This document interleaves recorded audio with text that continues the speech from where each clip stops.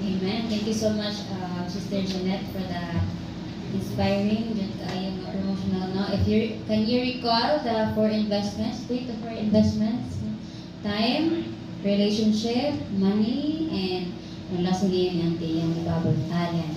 So, and in doing that, may we all recognize that we do that for the Lord to honor God. And now, let us proceed to our lesson study. So I hope we all study our week's lesson, no? And for us to study, let's divide it by group. So the ones young and the young ones are mga younger or adults, and then ito ta sa mga older and stronger adults, they medyo katang mga adults and teens and kids. And na si Pastor Dos. So, mamaya si Pastor Dos. Welcome back, Pastor Dos.